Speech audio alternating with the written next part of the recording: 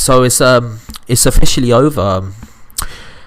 Somehow, Casamero's managed to win a decision against Rigondeaux in this particular fight that happened yesterday. So, in my opinion, the fight was very lackluster in terms of action. Like in the early rounds, Rigondeaux managed to land I think he landed a left hand like 3-4 times on Casimero.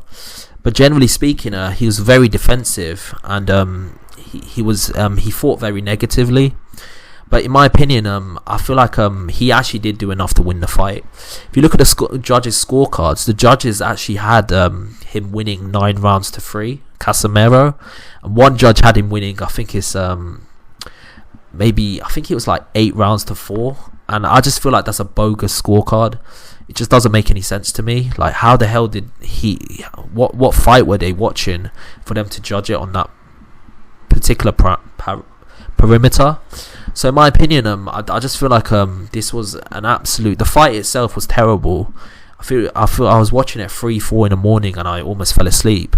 But then in terms of the scorecard itself was terrible as well.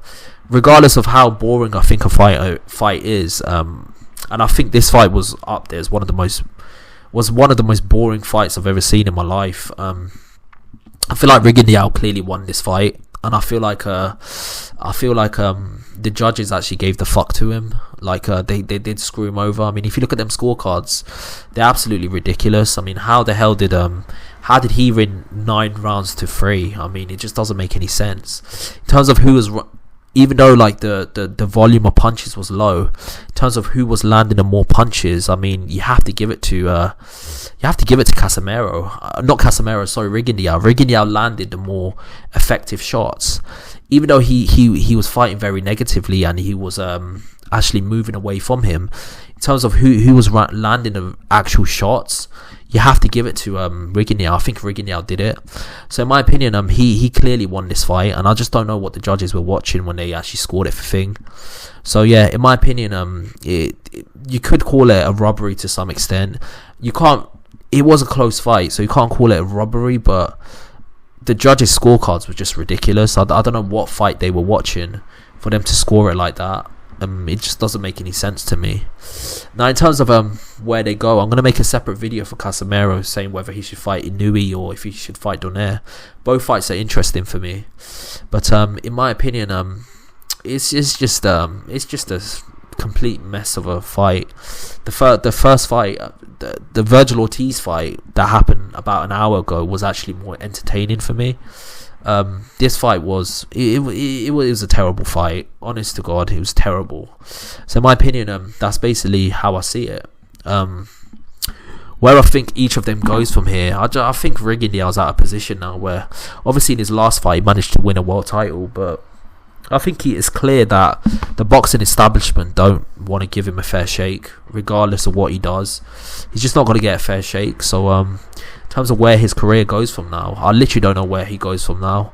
I think he should keep active if he does decide to fight on. Obviously he's 40 now, so he doesn't have a lot left. Hopefully he's made some wise investments and he can just get out of the game. But yeah, I feel like he's going to be in that position where promoters are going to be scared to put their prospects in with him, because he's a fighter that is very hard to look good against. But he's also in a position where like he's very dangerous as well, and he's very good.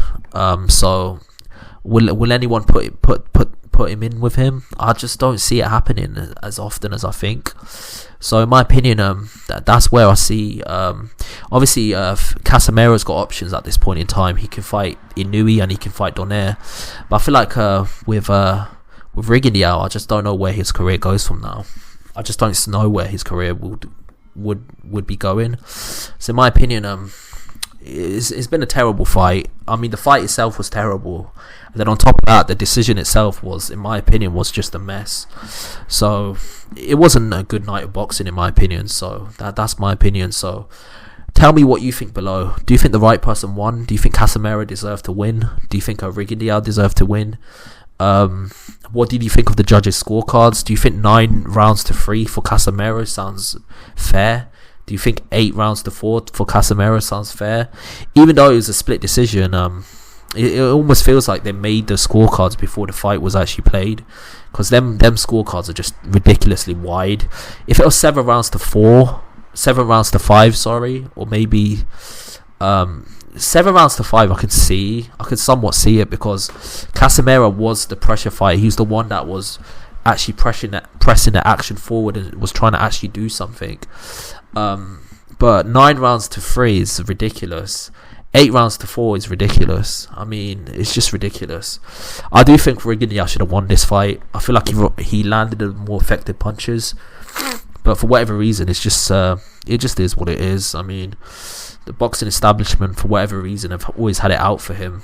They never wanted to give him a fair shake in his career, so it just is what it is. I'm going to make a separate video about both of these fighters, because I feel like they both deserve it. But yeah, it's just it's kind of sad, to be fair. Like, for whatever reason, the boxing establishment have never given Rigondeaux a fair shake. They never give him the credit he deserves. It's just the way it is in the sport, unfortunately. But yeah, that's my opinion on this particular fight. Tell me your opinion below, and like and subscribe to the channel. I've got a lot more content coming your way. Peace out.